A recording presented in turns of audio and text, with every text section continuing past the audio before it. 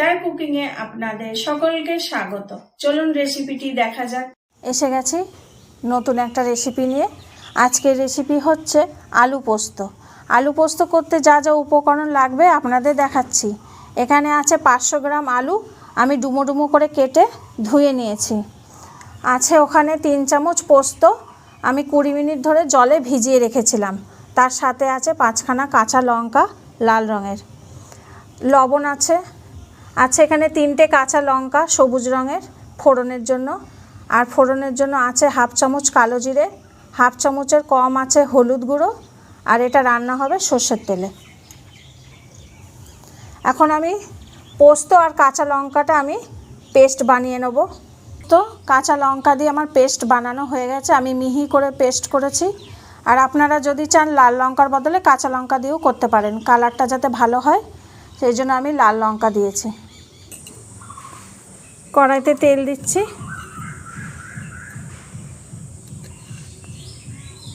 3 চামচ তেল দিচ্ছি। আপনারা আপনাদের হিসাবে তেল দেবেন যেরকম খান। তেলটা গরম হোক। তেল গরম হয়ে গেছে, কালো জিরেটা দিয়ে দিলাম। আর 3টে কাঁচা লঙ্কা আমি পিছন দিকটা একটু ভেঙে দিয়েছি, নাহলে তেলের মধ্যে ফুটবে।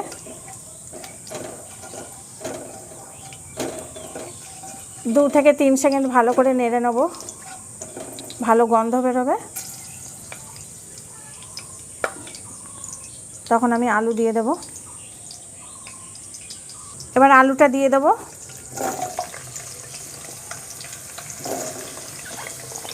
আপনারা যখন তেলে কিছু ছাড়বেন একটু সাবধানে ছাড়বেন যাতে তেল ছিটে না আসে।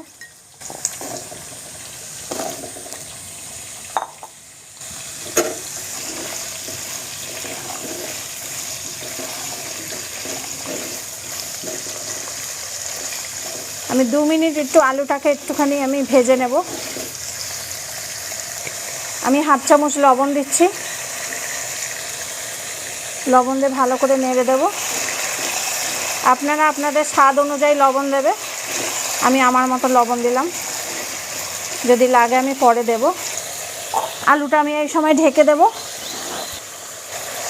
আলুটা ঢাকা থাক, একটু আলুটা ভাজা ভাজা হলে তখন আমি মশলা দেব। 2 মিনিট হয়ে গেছে, আমি ঢাকাটা খুলে দিচ্ছি। আলুটা একটু হালকা ভাজা হয়েছে। এবার আমি পোস্ত বাটাটা ঢেলে দেব।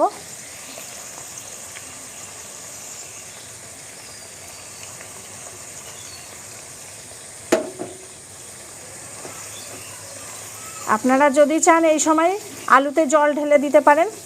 জল ঢেলে আলুটা যেই নরম হবে তখন পোস্ত দিয়ে কষতে পারেন। আমি এই সময় কষি, তেলের মধ্যে আমার পোস্ত দিলে ভালো লাগে আলু দিয়ে কষে। এবার আমি হলুদ দেব। আপনারা যদি চান সাদাও করতে পারেন, আমি অল্প একটু হলুদ দিচ্ছি। এটা আমি 5 মিনিট ভালো করে কষে নিই। এখন আমি এই পোস্ত বাটিটা ধুয়ে জলটা আমি দিয়ে দিচ্ছি।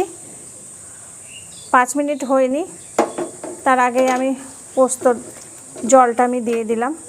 বাটিতে লেগেছিল পোস্ত অনেকটা। এবার আমি ঢেকে দেব।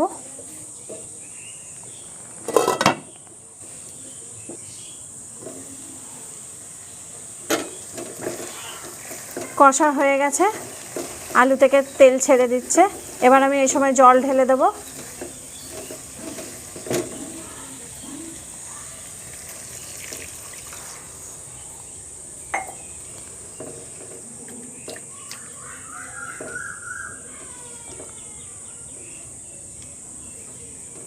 এক কাপ আমি জল ঢেলে দিলাম।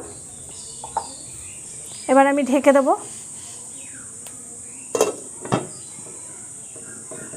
5 মিনিটের জন্য এটা ঢাকা থাক। এবার খুলে দেখছি, হয়ে গেছে আলু পোস্ত। এবার আমি ওপর দিয়ে একটুখানি তেল দিয়ে দেবো,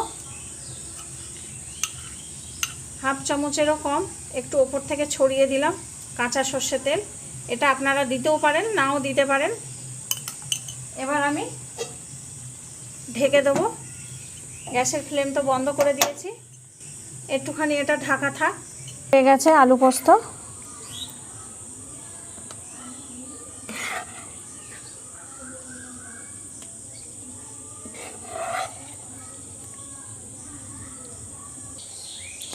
আপনারা বাড়িতে এইভাবে আলু পোস্ত বানাবেন, খুব ভালো লাগে খেতে।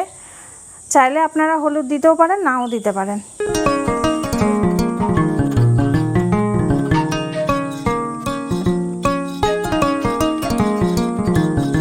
রেসিপিটি যদি ভালো লেগে থাকে তাহলে লাইক, কমেন্ট, শেয়ার এবং সাবস্ক্রাইব করবেন।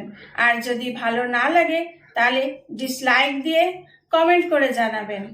সকলে ভালো থাকবেন। আসি তাহলে।